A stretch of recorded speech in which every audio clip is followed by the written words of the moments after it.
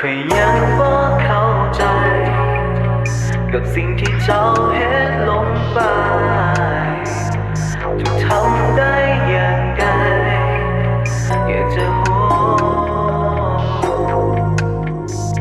เคยยังบ่เข้าใจกับสิ่งที่เจ้าเห็นลงไปจะทำได้อย่างไรอยากจะยังมีหลายสิ่งที่ยังค้างคาก็คำถามที่มีอยู่ในใจว่าเหตุใดเจ้าจึงมาบอกลามันเป็นแบบนี้ที่จังใดเพราะในใจของคอยมีแต่เจ้าแต่เบิ่งแล้วจนนั้นบ่คือเก่าที่จะเคยจะแค่ดูแลห่วงใยแต่ตัวนี้อยู่และมีดาวบอกคิดว่าจะนั้นจะมาลวงหลอกเจ้ามาจากไปเหลือทิ้งไว้เพียงคนหมอกคอยมันบ่ดีหรือพิจัยเจ้าบนใดเจ้าจึงมาทิ้งคอยไปไกลเส้นไกลบ่รับบอกอยู่ใส่เลยคำสัญญาเหตุปานคอยมันบ่มีคุณค่าปล่อยให้คอยต้องทนทุกข์ทรมานกับเส้นทางที่เจ้าเลือกเดินกับเขาไปต้นหน้าคือยังบ่เข้าใจกับสิ่งที่เจ้าเห็นลงไปจะทำได้อย่างไรอยากจะและที่ผ่านมามันแปลว่าหยังต้นฮักที่เฮาปลูกฝังหูคู่ของเฮาใน IG แต่ว่าตอนนี้มันกลายเป็นความหลังความลำพังที่คอยต้องเผชิญเมื่อเส้นทางมันบ่มีเจ้าเดินเกินคำที่จะบรรยายเพราะว่าเจ้าคือทุกอย่าง Oh my girl ท้ายวันเวลาก็เปลี่ยนพันหาของเฮามันคงเป็นเพียงแค่ความฝันไม่ค่อยต้องบ่ได้เป็น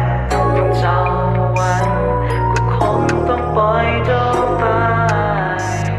คือยังบ่เข้าใจกับสิ่งที่เจ้าเห็นลงไป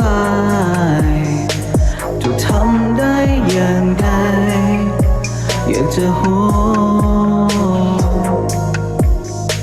คือยังบ่เข้าใจกับสิ่งที่เจ้าเห็นลงไปจะทำได้อย่างไรอยากจะข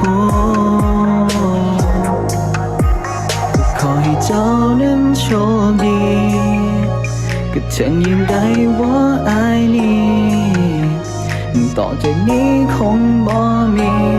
เรื่องของเฮา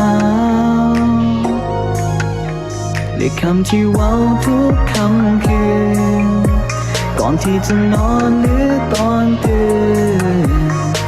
ก็คงต้องขอคืนคำว่าหาคือยังบ่เข้าใจกับสิ่งที่เจ้าเห็นลงไปจะทำได้อย่างไรอยากจะท้ายวันเวลาก็เปลี่ยนพันหาของเฮามันคงเป็นเพียงแค่ความฝันไม่ค่อยมันบ่ได้เป็นดังเจ้าหวังก็คงต้องปล่อยเจ้าไป